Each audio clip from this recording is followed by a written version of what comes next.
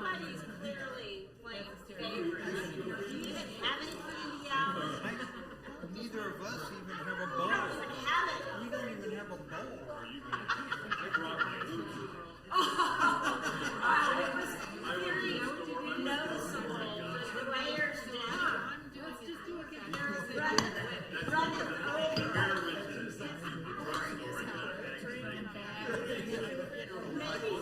Maybe the city can look it into the budget. We were quite a bit.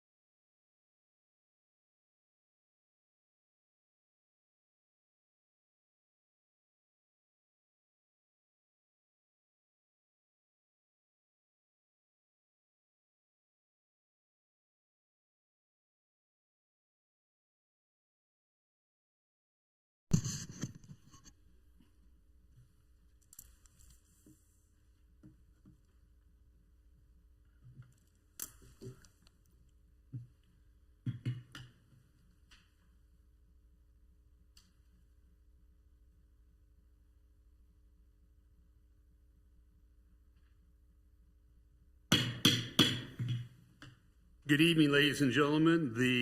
This regular session meeting of the Leawood governing body will come to order, and I will ask the clerk to call the roll, please. Councilmember Pepis. Here. Councilmember Sunkel. Here. Councilmember Larson. Here. Councilmember Harrison.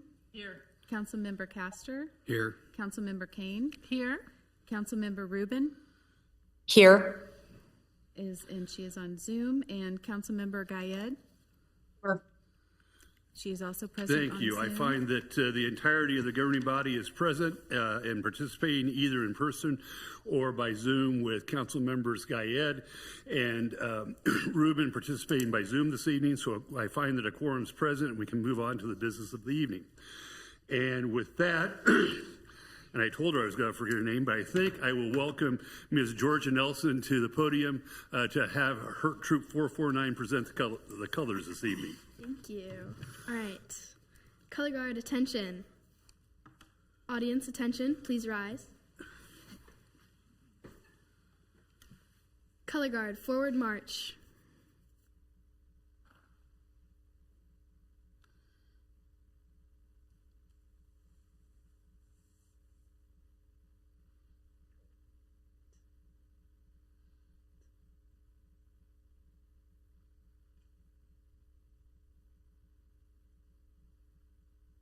Color guard halt.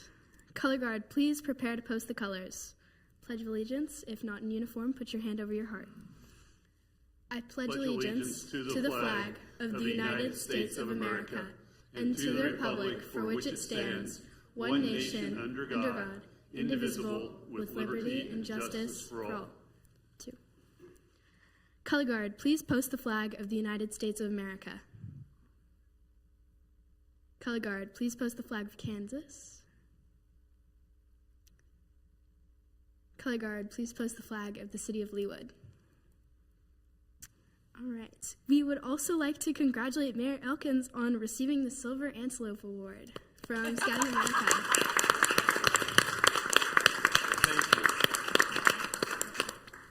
Right. Color guard, reform ranks. Right. Color guard, retreat.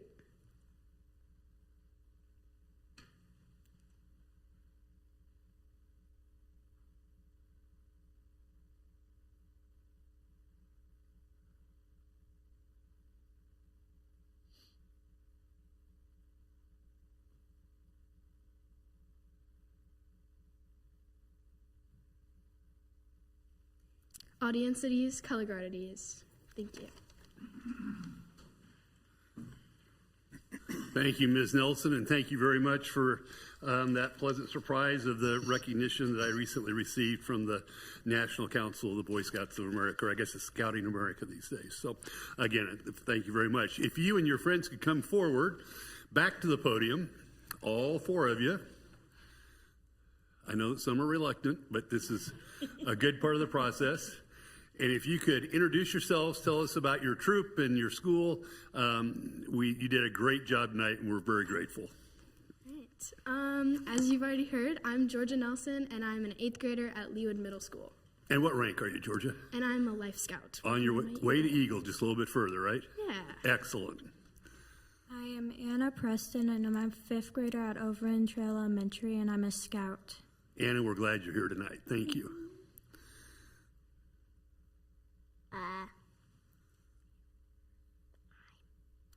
I'm Alice Virtue, and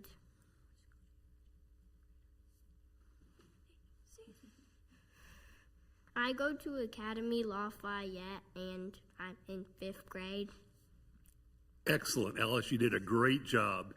I know it's hard to stand up to the mic like that. What rank are you? I don't know. A Scout. Excellent. You'll be on your way to Eagle soon enough. And you, sir? My name is Dash Nelson. I go to Leawood Middle School. I'm in 7th grade, and I am a Star Scout. Great. Dash, you did a great job tonight. You all did. Thank you very much for being here.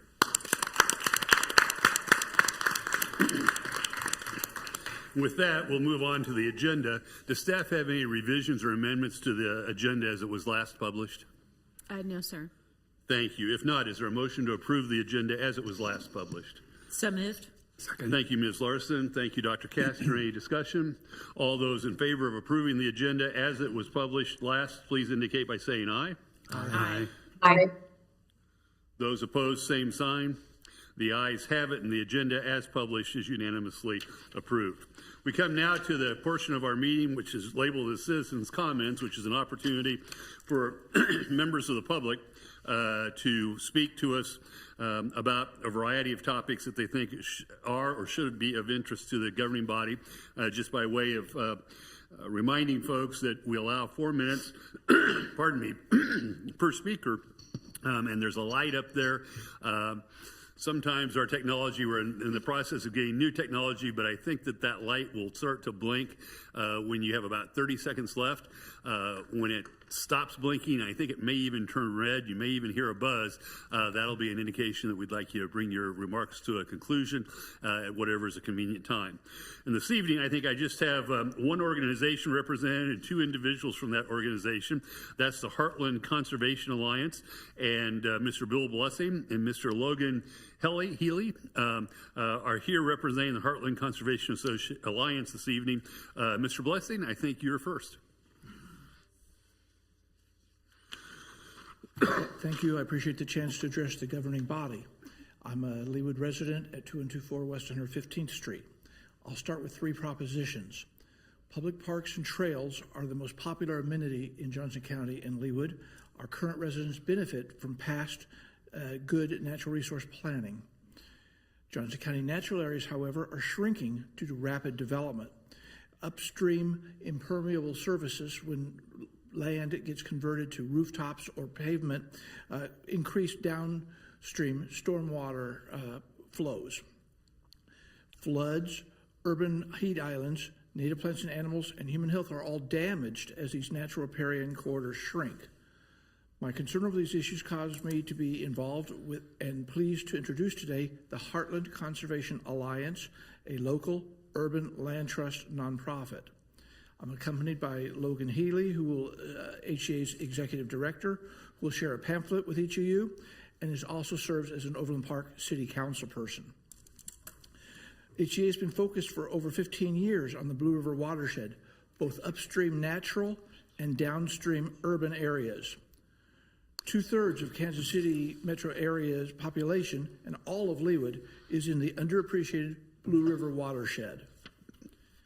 HCA serves as the Environmental Protection Agency's Urban Waters Ambassador, promoting intergovernmental and nonprofit coordination on conservation activities.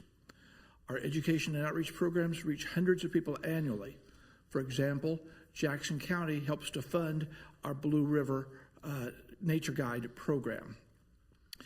Our conservation efforts include stewardship of 130 acres of owned land and 37 acres of easement lands. Our policy efforts include periodic Blue River report card issuances and advocacy of pro-conservation public policies.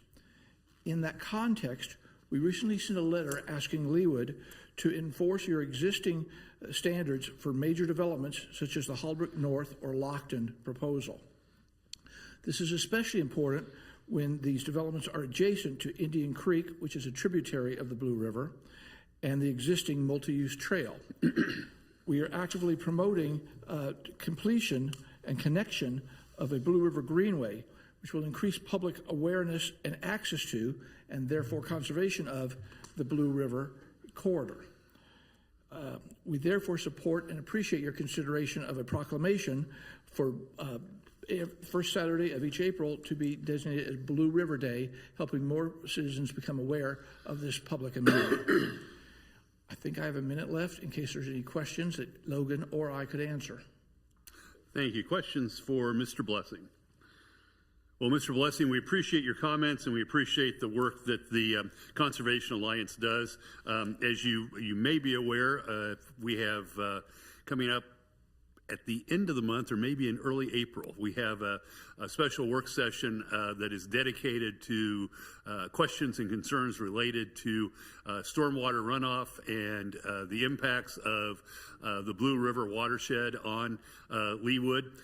We have, in cooperation with Johnson County and with FEMA, developed a very fascinating three-dimensional model of the river shed. Takes up an entire warehouse that we have out on the south side of the city, where we can put in rainfall amounts and see exactly, because the buildings are modeled as well as the streamways and the roadways and the streets, to understand what's happening. And at that point in time, our Public Works Department is going to provide additional information to the governing body and the Stormwater Management Committee to explain the in particular issues that we have currently, what issues might be raised by Holbrook North as well, and efforts that we have particularly in the Leawood South subdivision to address and manage the stormwater runoff. In fact, just as recently as last week, we had, even though we've done a fair amount of work on Tomahawk Creek Parkway, there was some significant impact on our trails as a result of the waterfall that we had last week. So we appreciate your comments. We appreciate the work that you've done. The governing body is giving direct attention to it. And as you had indicated, I have today issued a proclamation recognizing Blue River Day. And the proclamation notes that whereas the Blue River, originating near the Overland Park Arboretum and flowing more than 40 miles through Kansas and Missouri with tributaries including Brush Creek, Indian Creek, and Tomahawk Creek, is an important natural, historical, and ecological asset that connects communities, parks, and neighborhoods across the Kansas City region. And whereas since 1991, volunteers from throughout the region have participated in Project Blue River Rescue, one of the largest single-day stream cleanup events in the metropolitan area, removing nearly 2,000 tons of litter and debris, including more than 10,000 illegally dumped tires, and contributing over 50,000 volunteer hours to restore and protect the Blue River Corridor. And whereas the Heartland Conservation Alliance, founded in 2012, and designated by the U.S. Environmental Protection Agency as the Blue River Ambassador, has led regional collaborations through the Blue River Urban Waters Federal Partnership and initiatives such as the Blue River Report Card, Renewing the Blue River Greenway Vision, and the Blue River Watershed Management Plan. And whereas the City of Leawood demonstrates its commitment to watershed stewardship through initiatives such as the Contain the Rain Stormwater Cost Share Reimbursement Program, preservation of riparian corridors along Indian Creek and Tomahawk Creek, and the ongoing efforts of the City Stormwater Management Committee and Sustainability Advisory Board to improve water quality and reduce urban runoff. And whereas establishing an annual Blue River Day honors the legacy of Project Blue River Rescue and encourages residents, businesses, schools, and community partners to participate in volunteerism, environmental education, and stewardship of the Blue River watershed, now therefore, I, Mark E. Elkins, Mayor of the City of Leawood, Kansas, do hereby proclaim the first Saturday of April as Blue River Day in Leawood, Kansas, and call upon all residents and organizations to celebrate the Blue River and participate in activities that protect and restore this vital natural resource for future generations. In testimony whereof, I have hereunto to set my hand and cause the seal of the City of Leawood to be affixed this 16th day of March 2026. And I will note as well, I don't believe when you introduced yourself, you mentioned this, Mr. Blessing, but Mr. Blessing is also a very active volunteer within the City of Leawood, serving both on the Sustainability Committee and on the Bike Walk Committee. So we appreciate your work on those committees. So with that,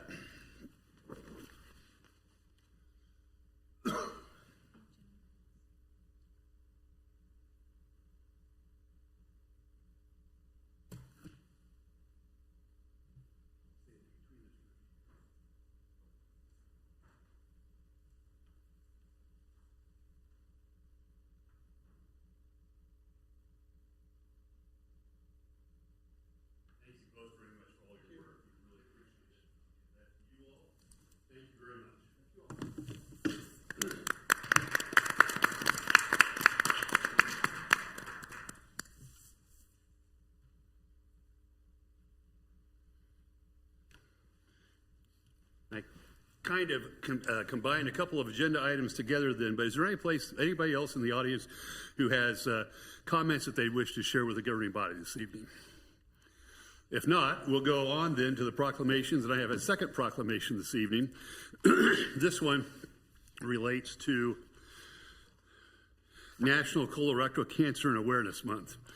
And I'll note that whereas colorectal cancer is the second leading cause of cancer deaths in the United States among men and women combined, and whereas colorectal cancer is one of the few cancers that can be prevented with timely screening, and whereas American Indian, Alaska Natives, and Black Americans are more likely to be diagnosed with colorectal cancer and more likely to die from the disease than other groups, and whereas colorectal cancer is expected to account for 12% of cancer deaths among Hispanic men and 9% of cancer deaths among Hispanic women, and whereas the incidence of colon cancer is increasing in younger adults, and whereas in 2025 there were approximately 154,270 new cases and 52,900 deaths from colorectal cancer, and while incidence is declining in older adults, cases are rising in those under 50. And whereas the national goal established by the National Colorectal Cancer Roundtable is to strive to increase timely colorectal cancer screening rates to 80% in every community for all Americans eligible for screening. And whereas observing a colorectal cancer awareness month during the month of March provides a special opportunity to increase awareness and offer education on the importance of early detection and screening of colorectal cancer. Now, therefore, I, Mark E. Elkins, Mayor of the City of Leawood, Kansas, do hereby proclaim and designate the month of March 2026 is Colorectal Cancer Awareness Month in the City of Leawood, and encourage all citizens to commit to regular screenings to ensure the continued health of our community. In witness and testimony hereof, I have hereon to set my hand and cause the seal of the City of Leawood to be affixed the 16th day of March 2026. I note that our own council member, Dr. Steve Castor, is a gastroenterologist and has a great interest in this particular topic. Dr. Castor, do you have comments for us? No, I do. Thank you for this proclamation. Very appreciative. As a gastroenterologist, I'm a passionate advocate for community awareness for this very preventable disease, and would encourage all citizens to discuss colon cancer screening with their primary care provider to be certain that they're up to date on their screening. So thank you again. Thank you, Dr. Castor, and thank you for bringing this to our attention. If you don't mind, we'll both step down front and we'll record the event.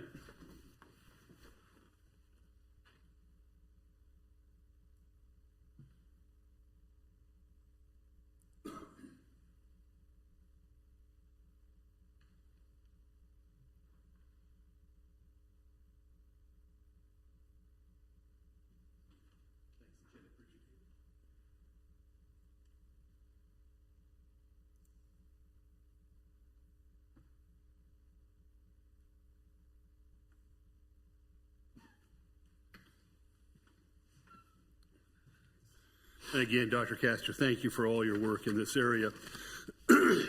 We come now to the portion of the agenda which is entitled Presentations and Recognitions. And with that, I would recognize Commissioner Becky Fast, who is going to share some of the highlights and accomplishments of the Johnson County programs impacting Leawood over the course of the last year. Commissioner Fast, welcome. Thank you for having me. I fully believe that why Johnson County is thriving is because of the strong relationships that the county government has with our local cities, and together we work on so many partnerships. So I represent Northeast Johnson County.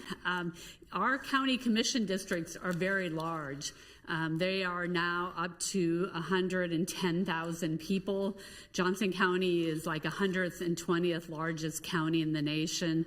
When I go to county commissioner meetings, people are just so in like shock that we have such large county commission districts, that our county is this large, because most counties across the nation are small rural counties.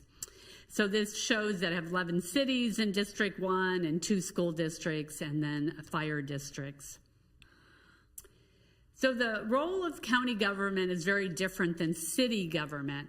The state legislature mandates 18 services that we administer for the state legislature.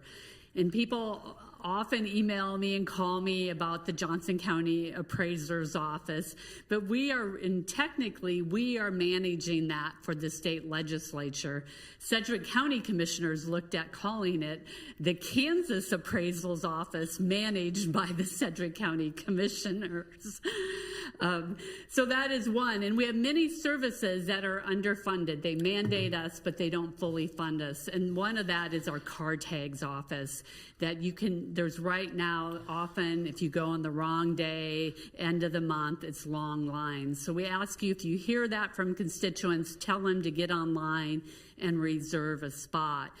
Johnson County property taxpayers are subsidizing it right now by $2.4 million, because we have just such huge growth in our county that the smaller counties in Kansas don't. We have a bill pending with the other large urban counties to receive more funding, but we wouldn't be able to attract a district court judge if we just relied on state funding for those mandated services. So one of the issues that you hear from your residents, I hear from a lot of residents, because they get the bill and they look at me as that I'm in charge of all of their property tax bill. But through the last decades, the property tax burden has shifted from more of a balanced approach to our residential homeowners. And so as you look at this chart, you can see that years after years, we have shifted it to the property tax burden on our homeowners. Years ago, we had local ad valorem tax relief program that shared funds with the cities. So that was a way to have property tax relief, and so homeowners didn't bear the burden. Commercial and industrial paid more of the property tax burden. They removed then, a lot of the personal property taxes off of, commercial and residential, years ago, and it was not that many, maybe 20 years ago, like an Amazon warehouse would pay personal property taxes on all the machinery there, and now they don't. So each time that these have happened, the burden has shifted more and more. The state legislature gave property tax exemption to boats. They were talking about giving to planes. And so then who will pay for the roads in our state? And it's been more and more our homeowners. That mortgage registration tax that was taken off was a huge funder of all our historical sites. And now we see like Shawnee Indian Mission, they have tree sales and bake sales because they no longer get that mortgage revenue registration tax, which was, if you buy a house, it was maybe $50, $100, but it was a huge source of funding to local governments. Johnson County has a property tax relief program. This year we raised it to $500,000 for many homes in Leawood. That, a lot of your homes are above that.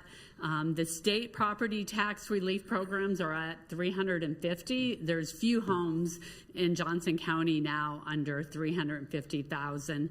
Senator Ethan Corson had a bill to raise that to $500,000, but that still is pending.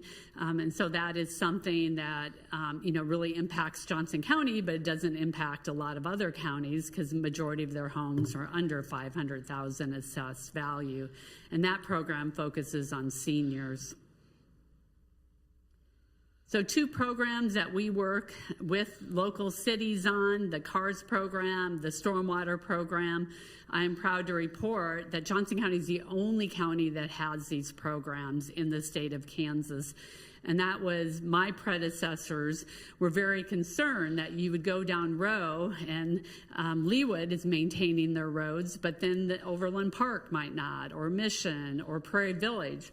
So there wasn't uniform taking care of these thoroughways like Knoll, Row, because one city would be putting a lot into the roads and one city didn't have the budget because they maybe are smaller.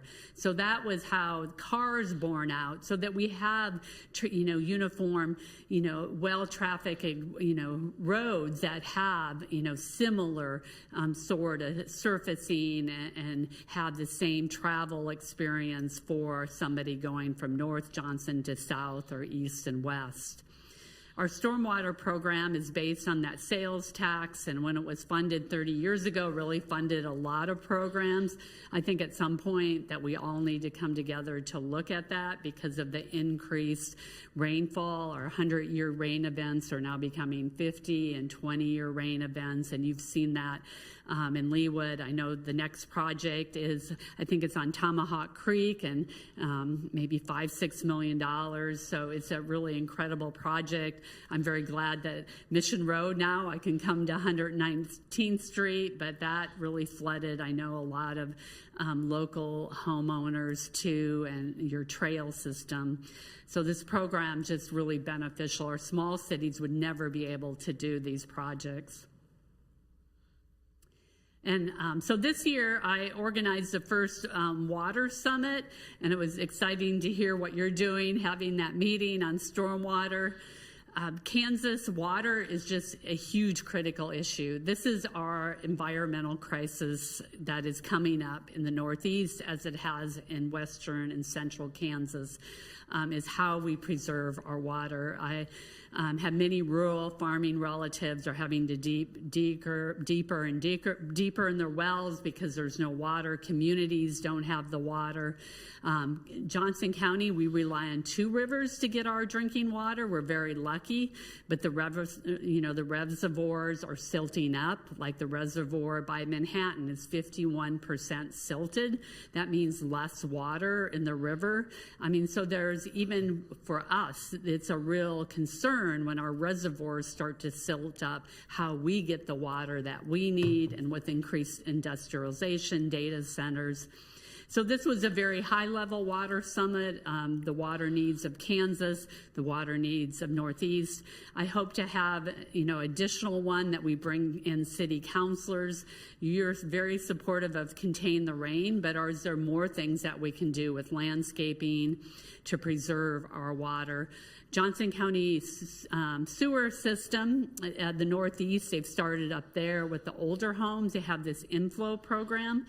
And so many of these old homes that were built in the 50s and 60s, their water pipes go into the sewer pipes.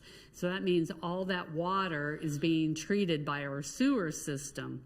So by the Johnson County wastewater, they have gone into many of the homes in the Northeast, and they do assessment and help the homeowner. If their water pipes are connected, they pay to unconnect them.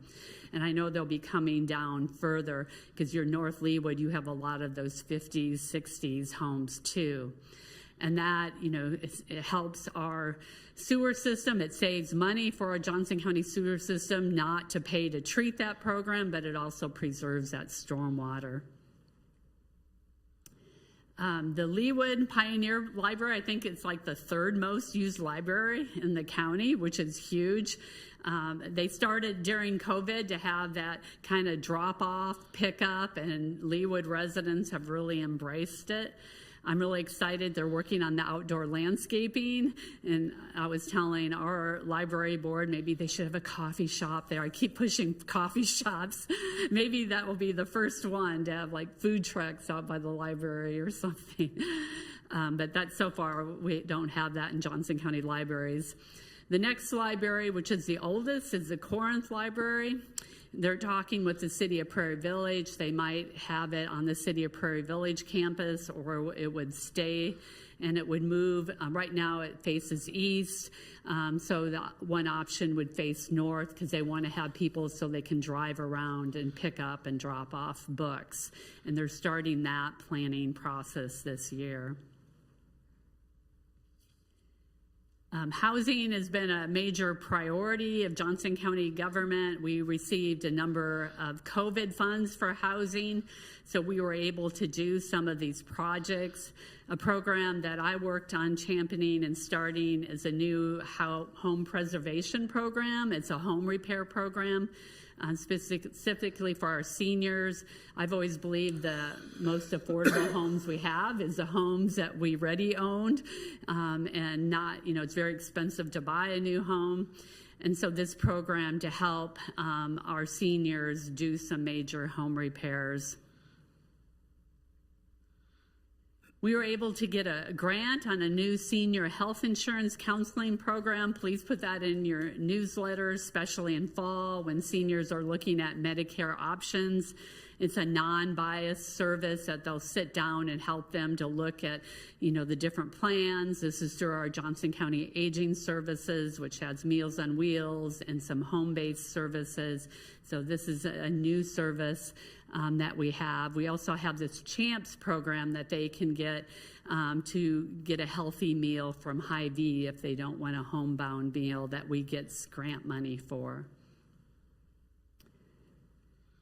So our mental health services, we really appreciate working with your city police, and that your support of co-responders. That wouldn't happen if we didn't have city support. These are two new things that we have added on, is a youth crisis stabilization center and adult crisis stabilization center. Previously, like the Leawood police might be sitting for hours in the ER, especially with a youth or an adult, because there's no inpatient beds.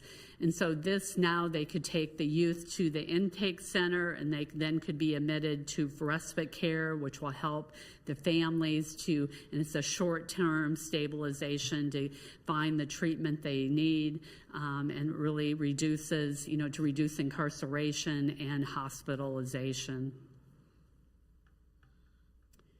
And as at least Leawood is all out for FIFA, I love this running man, because when I was on city council in Roland Park, we adopted our running person. I guess it's not a man.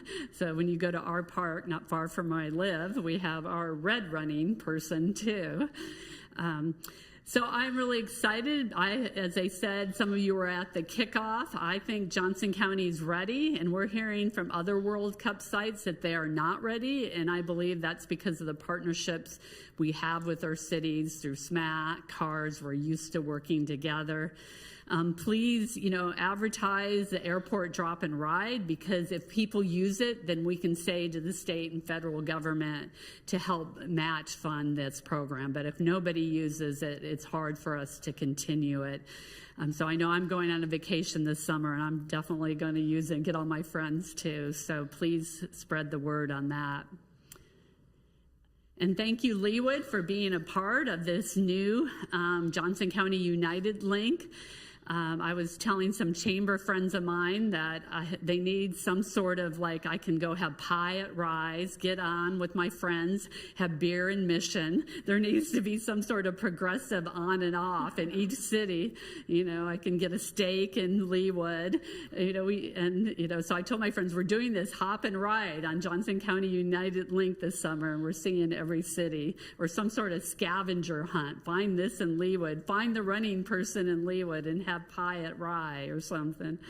So I'm very excited and this, once again, if we get people to feel more trust in our transit system, to feel like they are safe, I think they will use our regular transit system. Right now, I think people they don't quite trust Johnson County Transit, and so this is a way to build up trust.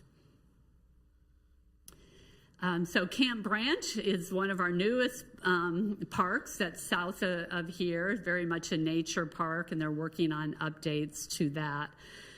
Just wanted to thank you for the partnership with Negro Creek, and that ribbon cutting. The sign's already up, is in 2 weeks, and that wouldn't have happened without Leawood at the table there, and that history. And I would like to see maybe our museum highlight that history, or Johnson County Arts Council, to further, besides the signs that we have, those 2 signs at Negro Creek, how can we further that really incredible history that we spent the time doing the research on that. So thank you for being a part of that initiative. So that is my presentation. Always open to hear your thoughts and concerns. Thank you, Commissioner Fast. Questions or comments for Commissioner Fast? Yes, Ms. Kane. First of all, I'd like a copy of this, Becky, if I may. Or I'm sure we all probably would if I don't remember seeing it, but if I did, it's one of the 3,000 emails I got tomorrow yesterday. I get that too. So thank you. If we don't have it, I would like it. And then especially the information about the burden of the proportion of the tax, the property tax to the residents, and in the change over time. So there's a lot of talk in Topeka, what's happening right now, and it's, in my opinion, it's scary talk. The burden on the cities. It's like they think that we have trees growing money or something somewhere. If they start shrinking that, or putting those restraints on the city, where in the world is that money supposed to come from, unless we cut employees or cut services, that type of thing. So it has huge ramifications, in my opinion. Again, I'm only speaking for myself. So it's something that I'm sure you're aware of in Johnson County, and everybody's aware of. And this 2 factions of fighting. In the middle is the homeowner, and you just said it yourself, is already paying a proportional percentage higher than they did once upon a time. Yet the cities don't mandate that, and now I thought it was you guys, to be honest. So see the purpose of these, or the helpfulness of these meetings, right? If it's at the state level, I'll change my language as well. So thank you for that clarification. I would like that information, especially as we're heading in, and we may have all cities may have a lot harder work to do with our budget processing if some of that stuff actually comes down. And I've brought it up to like Senator Corson and Representative Clayton. I mean, there's over 100 exemptions they give. Why isn't there ever looking at all these exemptions that people have for property taxes? Right. And that isn't reviewed at, I mean, and same with sales tax. There's hundreds of sales tax exemptions too that the state decides and pushes the balloon every time they do an exemption. Well, and it's all well and good, like even at the federal level, there's concepts floating out there that, if you're a senior and you own your house, you're not going to have to pay property tax anymore. Well, once again, what are the cities supposed to do if all of a sudden X percentage of their, you know what I mean? So we don't have money growing on trees, yet we have to balance our budgets as a city, right? Topeka doesn't have to. The federal government certainly doesn't have to, but guess who does? We do. The cities do, right? And we've done a masterful job, in my opinion, in our city, yet we may be facing some really difficult, us and everybody else, challenges ahead if some of this stuff gets actually. So thank you for your advocacy on behalf of the county and your years and years of work, and we'll be right there behind you fighting for some semblance of balance. So I also want to say that under state law, our county appraiser has to appraise it within 90% of market value.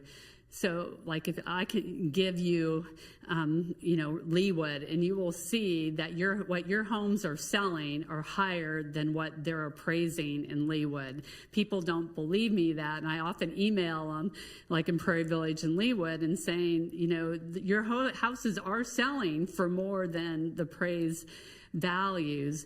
In North Leawood, with our old appraiser, we met because a number of those older neighborhoods, I mean, they were just feeling really hit hard, and they were because they have so many tear downs. So that appraiser went to the state and said there needs to be some adjustments on the state formula. When you got this 50s ranch in the middle of 5 tear downs, they're getting an undue appraisal burden. So he worked with the state to get some adjustments. And I've heard from that neighborhood it hasn't been, as they feel there's more equity as a older homeowner with these formula changes since he did that in that neighborhood. He just worked on that North Leawood Lee Boulevard area. Yeah, well, it's alive and well, and you're exactly right. As a residential realtor for 20 years, there's no doubt about it. Especially the longer you've owned your house, it doesn't get adjusted up until that house is sold. So the bulk of the houses that haven't sold are far below. Their appraised value is far below their actual, value had they been sold, or if they get sold, or when they get sold. There's no doubt about it. So thank you for sharing that. All important information. And again, the bottom line is the bottom line, right? Mm-hmm. We still have to balance our budget. We still have to, do these things. So thank you for the information in your lot of years of tenure. Thank you, Ms. Kane. Ms. Harrison? Oh, I thought you had raised your hand. Sorry. Mr. Sunkel? Questions? Yes, Ms. Larson. I just wanted to add to the thanks for the county's partnership for the CARS program and the SMAC programs. Those have really assisted our Public Works Department in bringing some really big projects that have a great impact for our residents, and maybe we wouldn't be able to do those projects without the county's assistance through those programs. They're really, really appreciated, and we value that partnership. It's very helpful.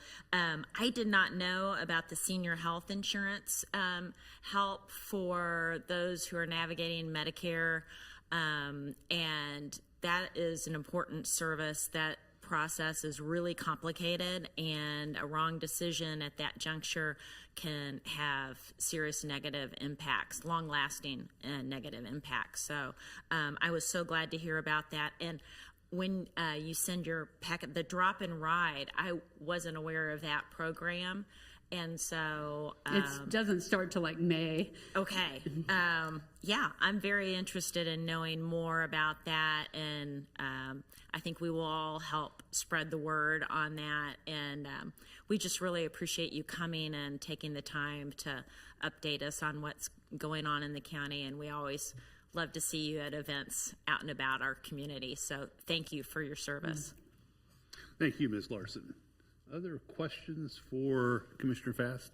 I guess, again, I would join in the comments and just note that because of some technology issues, we didn't see the kind of bottom part of your slides, so if you could be sure and leave those with Stacy, we would be grateful. I also want to thank the county for, as I go around the state and talk with other mayors, I appreciate maybe in a way that most of the rest of us have just become used to, that the relationship and the collaborative relationship between the county and the municipalities in Johnson County is something that is to be welcomed and to be pleased with, because that same sort of collaborative approach does not exist in a number of counties around the state and the municipalities. In fact, I would say that in some cases it's more confrontational than collaborative, and so we appreciate the partnership that has been forged over many years between the cities and the counties. Having said that, I will ask you what kind of update you can give us with respect to the Public Safety Tax 3 and kind of what the county's thinking is at this point with respect to that. To give a little history, we were going to go for a renewal. It would go on the ballot. Then there was an AG opinion by Senator Mike Thompson to Attorney General Chris Kobach. He ruled that the county portion, which would include 911, ambulance, we have a real shortage with ambulance because of our growth. We need to add on more ambulance. And that's, so we added, and then we added mental health. So we expanded the definition of public safety. Attorney General Chris Kobach said public safety on the county portion could only go to courthouse and jail, that ambulance, mental health, 911 is not public safety. The state statute isn't real clear. And then a judge sided with Attorney General Kobach. So the city's portion, you can spend it however you want under state law. So you're not prescribed on the public safety, but the county is very prescribed on how we can spend it. So the courts ruled. And so our goal is to go to the legislature to make a clearer definition of public safety, so that we can include, emergency response, 911. I don't know if you follow in Kansas City, Missouri, people get placed on hold. We're very proud you get it answered in 5 seconds, but it is harder and harder to find staff. It's a very stressful job, same as ambulance. So that will be a legislative initiative, so nothing's going forth on that. We could do a healthcare tax, but that wouldn't include cities. So if we did a healthcare tax, that could go to emergency first response, but that healthcare tax doesn't have a city portion. That's what we think. So, so we're not moving on. I mean, right now we're looking at our budget. We're getting some huge budget cuts from the federal government, and there's cuts from the state. So, we're, we're really, it's not going to be an easy budget, still waiting on a lot of these federal programs, what's going to happen on these programs and on state programs. Just like you, we rely on the braiding, to do, transit, that is federal, county, and state. A lot of these programs, rely on all three, but if you take one stool out, the stool falls over. So that's where we are with public safety, is to try to get that definition cleared up in the legislature. And then there's still discussions on a health sales tax, which would require a vote too. So thank you, Ms. Fast. And currently PS3 expires when? March next year. March of 27. Yeah, okay. So that's coming up for you. All right, thank you. Any other questions for Commissioner Fast? Well, we very much appreciate your work on our behalf and your willingness to be here tonight. And I want to say how much our county staff and I enjoy working with your city staff. You got an incredible city manager. So thank you. We appreciate that, and we share that thought. So I have no special business this evening. That brings us to the consent agenda. Are there items on the consent agenda that individual governing body members would like to bring off the consent agenda for additional questions or discussion? If not, and this may be a record, at least in my most recent memory, if there are no items to be pulled off the consent agenda, do I hear a motion to approve the consent agenda as it was published on our overall agenda? So moved. Thank you, Commissioner Sunkel, or Councilman Sunkel. And I believe the second was from Ms. Kane. Second. Any discussion? If not, all those in favor of approving the consent agenda, please indicate by saying aye. Aye. Aye. Those opposed, same sign. The ayes have it, and the consent agenda is unanimously adopted and approved. That brings us to my report. I have just a few items, and some of them really tie in well with what we've already heard this evening. First, I would note that on March 3rd, a number of members from the city staff and this governing body participated with the Dialogue Institute of Kansas City, which is a group of largely of expatriate citizens from Turkey who are Muslims to share, in their celebration of an iftar ending the fast of Ramadan on that day, March 3rd. And I believe that it was Ms. Larson and Ms. Rubin who joined me from the governing body, and if I left anybody out, I apologize. Please let me know, as well as a number of members from the staff, including Mr. Powell, Ms. Stoddard, Stacy, and I think that this is an event, and Chief, you can correct me if I've got this wrong, but it's supported and sponsored in part by the police and fire departments for the City of Leawood as well. And so we were happy to host that in our Oak Room on March the 3rd. And then on March the 4th, to Commissioner Fast's point, Ms. Stoddard and Mr. Powell and I, along with our Director of Finance and the folks of the finance group that work on our budget, met with the Johnson County appraiser. Again, this is something that I was interested to find out is a little bit unique to Johnson County in that the Johnson County appraiser makes the effort to meet with the leadership and the city staffs of each municipality to discuss the results of the appraisal. Again, this is something that doesn't happen in a lot of counties, including some of the larger counties in Kansas. Another example of the collaboration between the county government and the city government. And we spent a couple of hours reviewing the results of the Johnson County appraisal as it pertains to the residents of Leawood, or the property owners in Leawood, for 2026. We noted that in total, for single-family residents in the city of Leawood, the appraised value in the aggregate went up about 6.5% this year, which was a little bit more than last year, but a lot less than the year before. For budget purposes, we're looking at an assumption that it would be 5.5%, and that's to accommodate what we think may be in the way of appraisal appeals and other matters as we go forward. And it also incorporates we received information on different classes of properties, and the 5.5% really reflects the overall, including commercial properties and other sorts of properties. But more for that for the governing body as we prepare for the beginnings of our budget and our budget committee and our budget committee meeting coming up here in the next few weeks as we get into budget preparation season. On March the 9th, I visited the Leawood Lions Club to give them an abbreviated State of the City address, although my wife said it was not as abbreviated as I'd hoped it might be. But again, it was an opportunity to talk to the Lions Club and tell them more about both what we've done last year and the exciting things that are coming forward. I think that they told me they've already signed up for a float in the parade. They have some other activities that they're going to do with respect to cleanup opportunities in the city, and they're excited about the prospects. They're also very grateful that we continue to call the City Park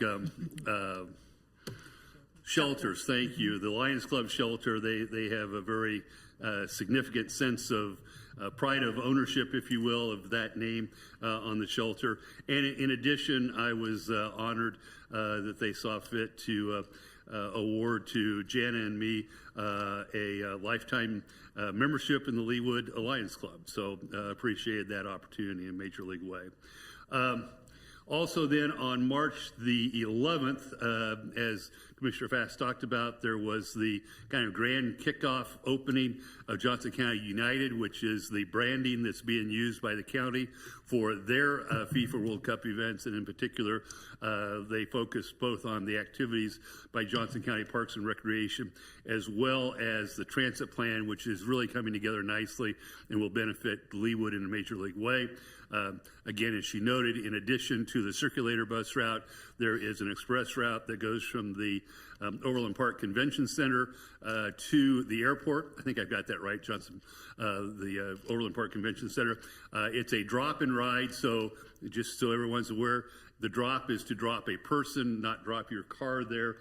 There's not parking available at the Overland Park Convention Center that at least that they're not intending for it to be a car lot for folks going to the airport for spring break or whatever the case may be. So drop and ride refers to the passengers and not to the cars. And I think that concludes the highlights of the last couple of weeks for me. It's a very busy time, continues to be a busy time. And I would also note for the record that we have a new grandparent on the city staff. He took some time last week to spend time with his grandson and found out the challenges of getting on a Marine Corps base. So while his daughter-in-law was in the process of trying to give birth, he was giving his fingerprints to the federal government. But again, Stephen, congratulations. We're very happy for all of you. That concludes my report, which brings us to item 10, council member reports. And Ms. Harrison, I believe you had some comments for us this evening. I do. I wanted to share some updates from the Sustainability Advisory Board, just to keep you all in the loop. Many of you have asked over the last few months, as you've been storing old electronics in your basements, when can I get rid of these? You're welcome to look for opportunities because they're out there, but we are not going to be hosting an electronics recycling event at Town Center Plaza this summer. You might have noticed that we're a little busy this summer with World Cup activity, and Town Center Plaza is going to be busy with some of that as well, and our city staff and our volunteer base. So we are not going to be hosting that this summer. But the City of Overland Park has a huge one at Black and Beach Complex. You don't have to be a resident, so just do a little Google searching and you can drop off your old TVs and your old computers somewhere else. We have in the past spent most of our SAB budget on that recycling event. This year we're going to try to use that money for something new and exciting that we hope to bring by the late summer, early fall. You might have read in the Johnson County Post about the kitchen waste recycling bins that they have at a couple of locations in Prairie Village. They are a app-based bin. It's kind of like those clothing donation bins that you see in parking lots. It's a closed bin that you open up with your app and you dump your kitchen waste that you would maybe compost into this bin, and it closes it up. And we're keeping with these kinds of bins, and they've been wildly successful in Prairie Village. We're keeping tons of food waste out of our landfills, which is good for the health of our landfills and the future of our landfills. So we're looking, our SAB is looking at trying to have one or two of those in Leawood, kind of a north and south locations, because they've been so successful in Prairie Village. They have not attracted varmin or big bugs or raccoons coming out of the woodwork. It's been great. So we figured we'd let our neighbors give it a try and see how they did, and it's gone well and been well received with the residents. So it is a service you pay for to get the app and therefore access to the bin, but it's a very small cost, and it makes it easy for folks to recycle their kitchen waste, their compostable materials. The other thing that we're hoping to work on this fall, summer and fall, in relationship to our comprehensive plan reevaluation and redo, reaching and R&R, rooted and reaching, is the encouragement, as you heard Mr. Blessing mention earlier about native plantings, trying to get into our LDO, into our comprehensive plan, an encouragement for developers to use more native plantings in their plans, trying to get away from that sort of golf course, country club, manicured look of things, and plant things that can be more friendly to our environment, pollinator friendly, bee friendly, but also stormwater and rain and flood friendly.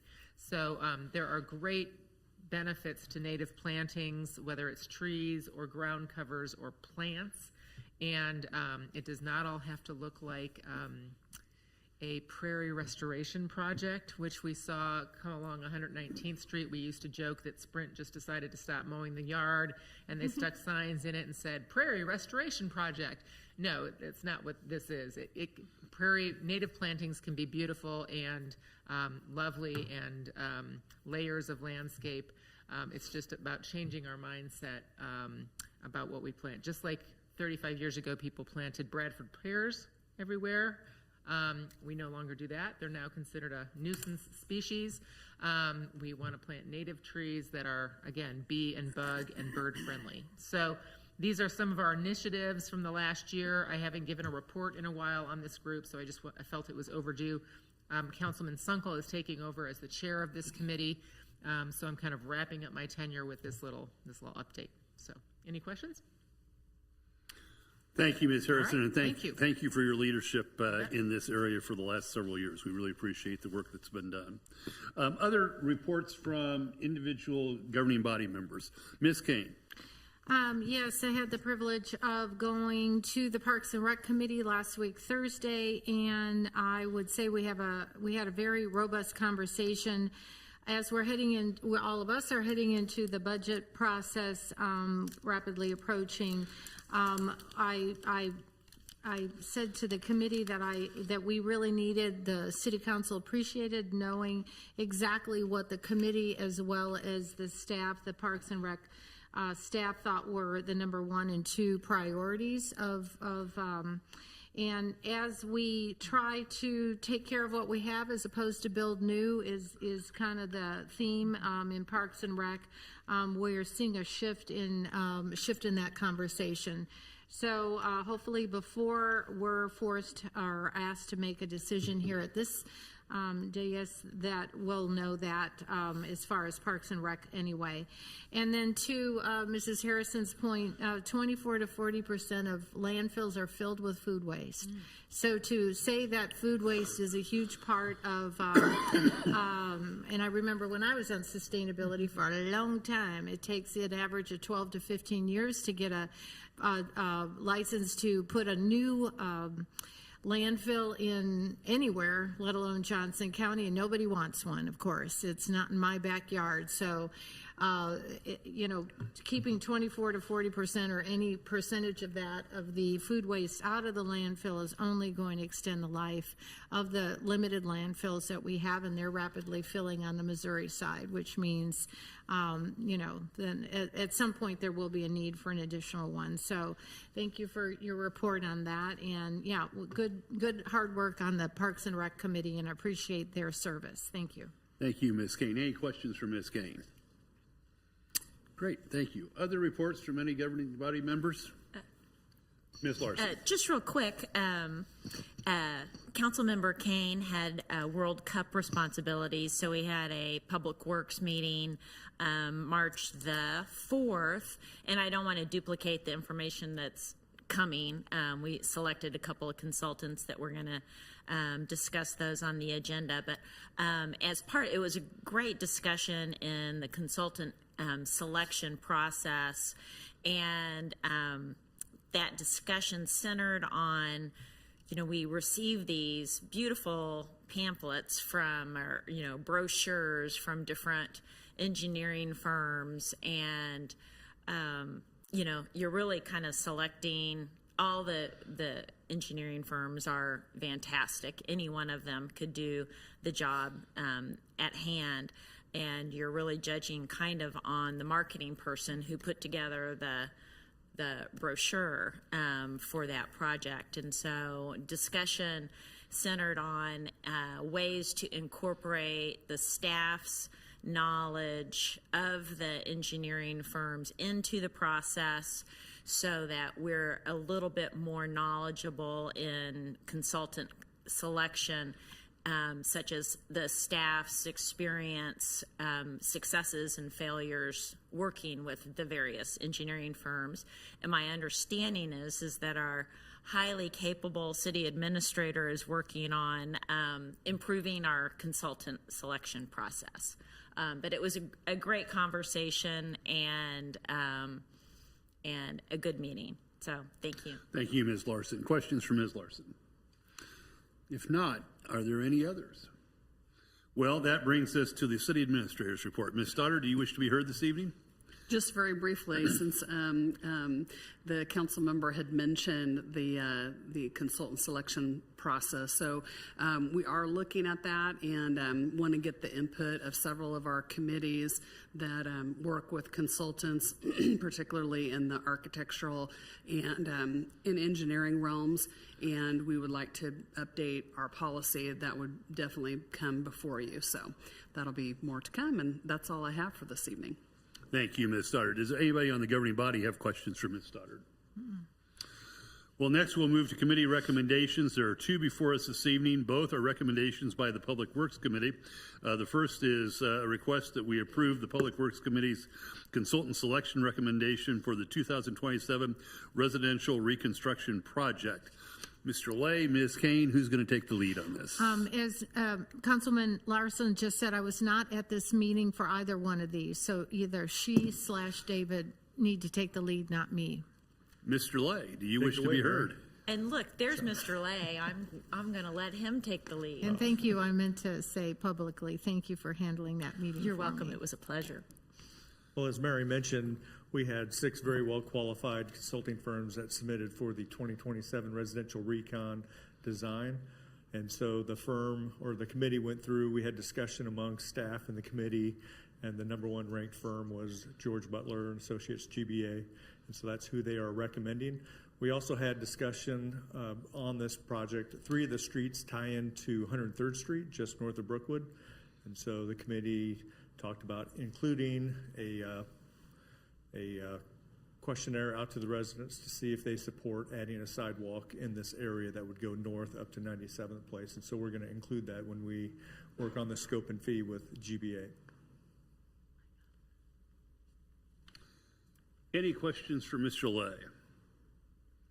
Yes, Dr. Castor. Yeah, I just wanted to again double check. So the committee reviewed the qualifications for the design consultant. It had nothing to do with the bid. So the consultants didn't also provide a bid.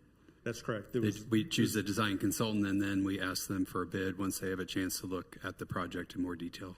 That's correct. And so we're following the federal regulations on the selection process for this. We advertised it on our website, and so we had discussed it with a few firms. I think there were 4 or 5 firms that we reached out to, but we actually received more RFQs back because they noticed it on our website. And we are looking to utilize that HUD funding that we had received for Tomahawk Creek Parkway for the design on this project. We have to submit that to HUD, and that'll come up probably in another week. We'll have or at the April meeting, have an agenda item for you to accept that. And then Public Works will reach out to HUD and make that application to see if we can get that $500,000 reappropriated towards the residential recon design. Great, thank you. Ms. Kane.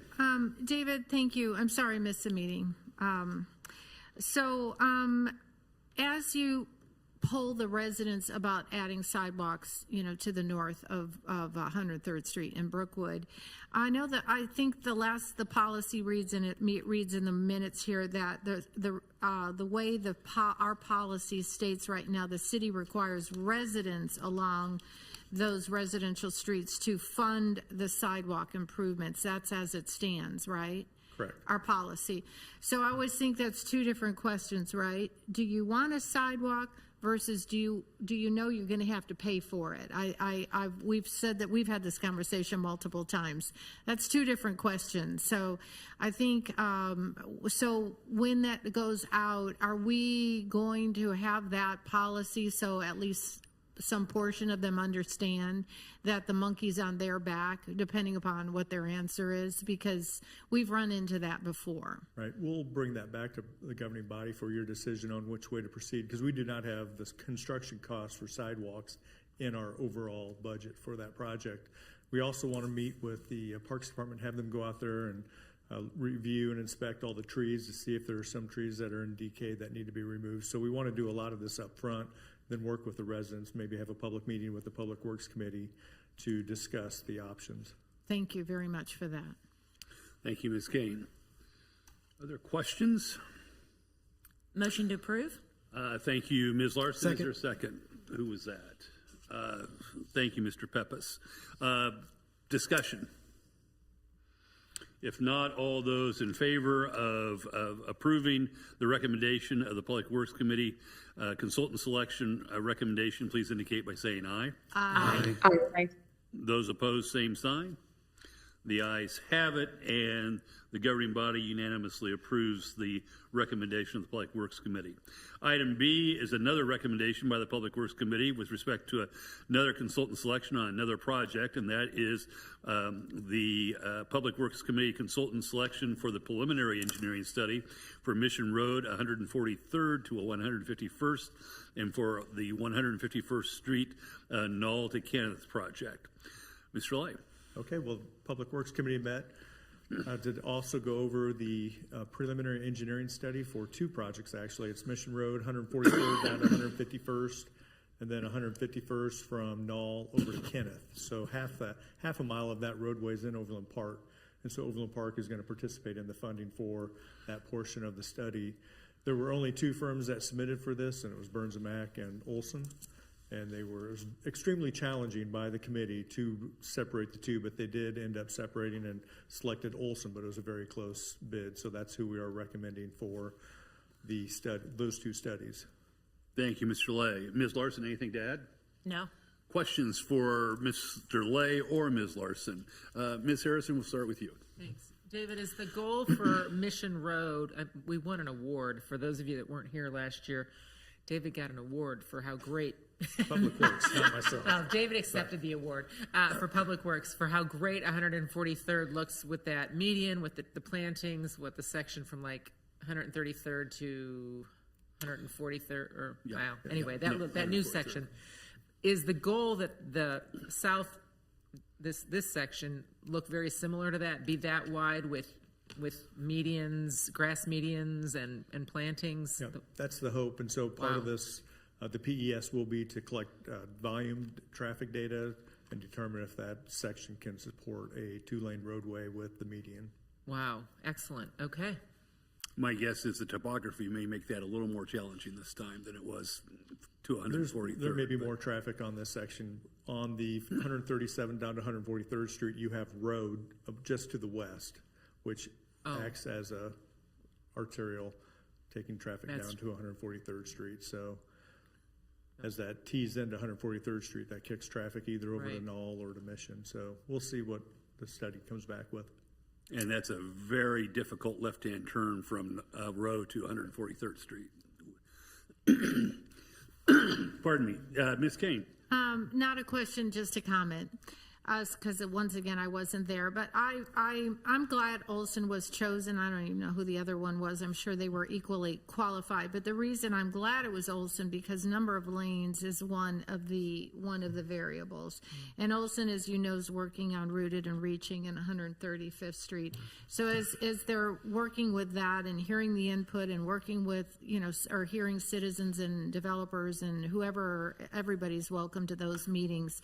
The number of lanes and the configuration of 135th Street East and West is paramount, especially in my mind. I won't get in my soapbox, but as we're talking east-west a number of lanes, I'm glad with Olson because they've been upfront and very close and personal with Leawood and our data and our collection of data, and number of lanes and how we do that is super important. You hopefully only do it once, and then you don't have to undo it because you've. So I applaud their decision, even though I wasn't part of it. But thank you once again, Mary. Thank you, Ms. Kane. Other questions? If not, do I hear a motion with respect to the committee's recommendation? Motion to approve? Thank you, Ms. Larson. Second. Second. Thank you, Ms. Kane. Brings us to the discussion and comment portion of the consideration. Any comments in addition to Ms. Kane's? If not, all those in favor of approving the Public Works Committee's consultant selection recommendation of Olson for the preliminary engineering study for Mission Road 143rd to 151st and for 151st Knoll to Kenneth, please indicate by saying aye. Aye. Aye. Those opposed, same sign. The ayes have it, and the committee's recommendation to engage with Olson on contract negotiations is unanimously approved. I have no old business this evening. Under new business, we're being asked to consider and accept the 2025 fourth quarter preliminary financial report. Mr. Wilmoth, Ms. Raper, who wishes to be heard first? Welcome, Ms. Raper. All right, thank you. Jana Raper, Assistant Finance Director. The preliminary results, and that's just a reminder that we still have some revenue that we will be able to accrue back to 2025, and also perhaps some expenditures. So this is not quite final, but as the memo stated, it was a fairly uneventful year, I guess, in terms of revenue and expenditures. Our revenue was about 1.2% for the general fund above what we had projected, and expenditures were just over 4% less, leaving a budget variance of $2.3 million before transfer. So in other words, in our operating expenses for the general fund. So I guess I'm just happy to entertain any questions that you may have after having read the reports. Ms. Larson. Well, I appreciate your calm tone, but I, for one, appreciate good news. And when revenue is higher than we expected and expenditures are lower than we expected, I'm kind of excited about it. So you're probably more used to these things, but I love good news. Thank you for these numbers and your work on keeping us financially solid. So just appreciate it. Thanks. Thank you, Ms. Larson. Ms. Kane. Yeah, I love reading too. The city finished the year strong. Woohoo! Isn't that what we want? So thank you. Kudos to your department. I did read with interest the part about the Parks and Rec and Arts finished the year 8.4% under budget, largely due to the variable nature of seasonable wages in the aquatics and outdoor programming divisions, as well as savings in commodities for park maintenance divisions. What does that mean? Well, I'm not even sure seasonable is a word, so I'm sorry about that. Yeah, no, there's a B. Yeah, I was like, what? So the staff is the seasonal wages for our seasonal employees are somewhat hard to budget, and then further that's compounded by the fact of the variability of the employees needing to work. So for instance, if we have a rainy summer, our aquatic center isn't going to pay as much to our seasonal employees if the aquatic center isn't open. So we budget in keeping with the idea of budgeting expenses conservatively, and we budget full capacity for spending on our seasonal employees, but we typically aren't going to come in that way. And the same would be for the outdoor recreation or the outdoor programming employees. We have cabin attendants, but we didn't have a lot of cabin use, partly because of the bathhouse situation this year. So across all salaries and wages, we tend to budget as if we will have full capacity, but tend not to. So that's the seasonal nature. Did that kind of answer your question? Or not seasonal, but kind of weather related and variability aspect of that? No, I understand the answer. Thank you. It's just the way it was written was a little foggy to me, especially being on that Parks and Rec and Arts Council for so very, very long. So that must be pretty SOP then, that you have to be conservative in your budgeting, but chances are it will come in under almost every single time. One would think, but 8.4% is that's a chunk. It is, yes, and it's not to say that we couldn't also tighten it up a little bit. This would have been the first year we budgeted with OpenGov and their personnel planning, and so we might now, with a little bit more experience under our belt, be able to tighten that up a little bit more in terms of the personnel planning. Because right-sizing these budgets, that was one of the main goals of changing the new to the new system, was right-sizing the budgets, and, coming in low every year. Sometimes that means they were wrong to begin with. If they're low every year, then to right-size them suits us or might serve us better. Yes, I agreed. Yeah, I think that's an area we could tighten up. And then as far as the commodities for the Parks and Recreation, or for the Parks Maintenance, that has to do with, we probably tend to budget for materials more than we necessarily, not budget more than we need to, but not always have to use them if it's in terms of mulch or landscaping supplies, that sort of thing. So that's what the commodities is referring to in the memo. Thank you for the explanation. Thank you. And thank you for your hard work. Thank you, Ms. Kane. Ms. Rubin. Okay, thank you. I have a question on the report. It's on pages 1 and 2. Page 1 is general fund status, and then page 2 is all budgeted fund status. And some of the numbers are different, and it seems like it's for the same category of income. And I didn't understand what the difference was between those two reports. Okay, so all budgeted funds would include the general fund, and then all of the funds that are on the 4th page, at the top, the 2025 fund status. So property taxes, for instance, go to the general fund as well as the debt service fund. So you will find that all budgeted funds have higher revenues for property taxes as well as sales taxes.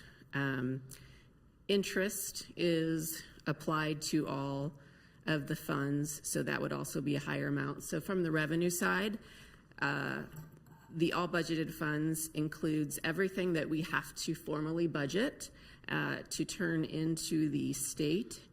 And so it includes the general fund plus those several funds listed at the top of the 4th page. And so expenditures would be similar in that it would include all general fund expenditures plus expenditures from those other 10 funds. Okay, thank you. Mm-hmm. Thank you, Ms. Rubin. Dr. Castor. And just a quick question. I know we're still waiting for the final 2025 numbers, but assuming we do have some surplus from 2025, does that essentially then just go in to the bank? And so if we have a non-budgeted or emergency need, we might go there to get the money instead of doing a bond or something that we might normally do if we didn't have that money on hand? Yes, that is correct. So it will go into the fund balance, and the majority of that is in the general fund. So general fund balance, which helps us just, like you said, maintain equanimity in case of emergency or unplanned incidents. Great, thank you. Thank you, Dr. Castor. Other questions or comments? I guess just a couple of comments that I would have. Again, I want to thank the staff, not only for you, Jan, for the work that you've done, but the staff as a total, because this kind of work in managing expenses doesn't just happen. Although it is a little bit thanks to not as many snowstorms and not as many rainstorms, but it doesn't just happen. And it's we pride ourselves up here as being good stewards of the public's money, but on a day-to-day basis, the people who are writing the checks and whatnot are the folks who are sitting out there. And so, Ms. Stoddard, please extend our thanks to you and your staff for the really stellar work that you do in managing the expense side. And again, I know there are parts of this that you can't manage, and so next year when it's not a 4% on the plus side, but 4% on the minus side, we won't hold you to be accountable for that unless we find something that is totally outrageous. And as well, I think that personnel expense plays a role in this for positions that we've left open and not backfilled. So, and then the follow-on on that is I would just say that for my part, I think that 4% of the total budget being on the positive side is right-sized. I mean, I don't look forward to the day when we have to figure out that we're negative and we have to start pulling money out of these funds. So I realize that there are times when it may seem that our savings account, if you will, is on too much on the plus side. But having been a saver all my life, I would rather have a savings account there rather than having to dip into it. So again, we can have discussions, and we will have discussions because we're going to be challenged by some of the activity that's happening in the legislature as well as what's happening in the economy during the next couple of months as we look at the budget. But again, when you look at the totality of it, 4% is right in there from my way of thinking and for my part. So again, thank you. Any other comments? If not, I'd entertain a motion to accept the 2025 fourth quarter preliminary financial report. Or I'm sorry, Mr. Wilmoth, do you have anything to add? I didn't mean to ignore you.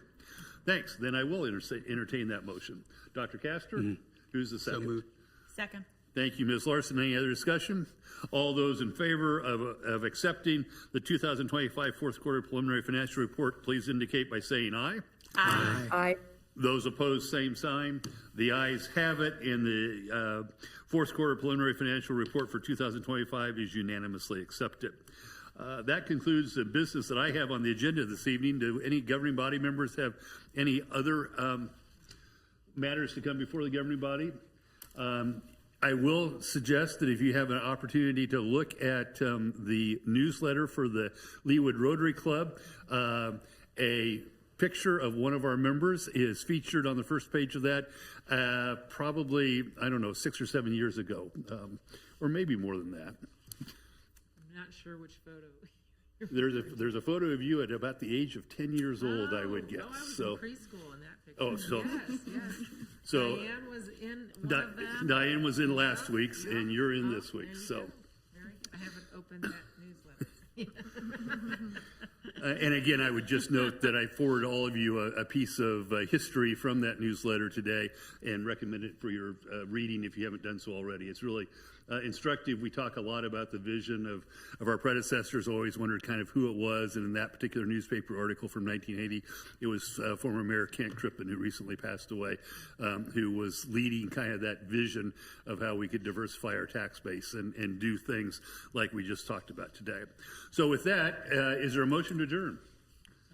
Thank you, Ms. Harrison. Second. Thank you, Ms. Kane.